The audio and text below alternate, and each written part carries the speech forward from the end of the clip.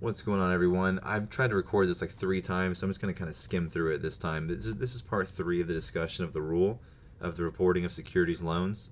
Now, basically what we're talking about here in this one is the actual discussion of the rule. Golly, nothing's working today.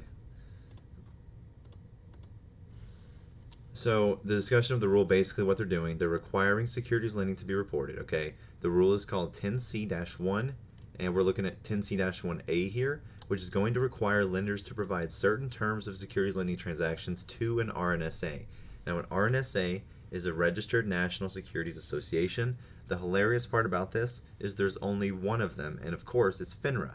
Now, the Commission believes that any person that loans a security on behalf of itself or another person, which would include banks, insurance companies, and pension plans, should be required to provide the material terms of lending transactions to ensure the proposed Rule 10C-1 is appropriately, quote, designed to increase the transparency of information available to brokers, dealers, and investors with respect to the loan or borrowing of securities.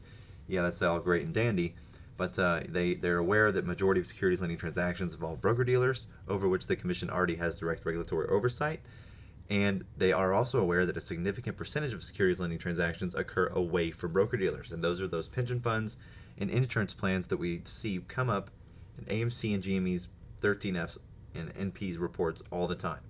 So, basically, they're required to report to an RNSA. An RNSA is basically FINRA because FINRA is the only one. They're going to be limiting the obligation to provide the specified material terms to an RNSA only to the lender, not the borrower. And this is to avoid the potential double counting of transactions that could occur if the rule required both sides to provide the material terms.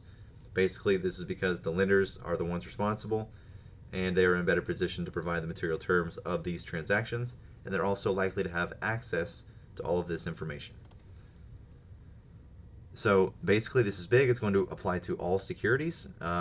If it didn't apply to all securities, if they left out pension plans and they left out insurance companies like they have been, then it wouldn't be a complete picture. So they're going to be including all securities in these transactions, and it's not limited to just the loans of equity securities. Now, as far as providing information to an RNSA, again, it's only going to be through the lender, not the borrower, to prevent double counting. Currently, FINRA is the only RNSA and has experience establishing and maintaining systems that are designed to capture transaction reporting, like the ADF facility. You did a great job with that one.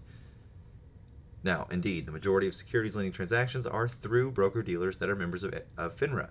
Most broker-dealers already have connectivity to FINRA systems, so basically they're thinking that this is going to help them reduce the cost of providing information to an RNSA because most FINRA members will already have established connectivity to FINRA systems. EPIA. Now, accordingly, the beneficial owner would not be required to provide the information to an RNSA because they're going to be intermediated by a lending agent. Now, this is going to be on the agent, the lending agent, because the Commission believes that the responsibility for failing to provide this information to FINRA should be on the lending agent and not the beneficial owner, because the lending agent is directly responsible, again, for the loans. Furthermore, placing responsibility on beneficial owners who basically do not have access to all the information could provide a chilling effect on persons being willing to loan securities, which could negatively impact the market in general. Fidelity is an agent lender. They became one on April 26 when the market and the repo took off in demand. In essence, this rule filing will require lenders, not borrowers, to report their securities lending transactions in all securities to FINRA, the only RNSA. They are doing this for only lending side to prevent double counting. Currently, there is no reporting requirements of any of these types of transactions required from pension plans, insurance companies, or banks as far as security lending. But they're focusing heavy on agent lenders like Fidelity and pension fund reporting insurance companies and other share lending vehicles. This is pretty big.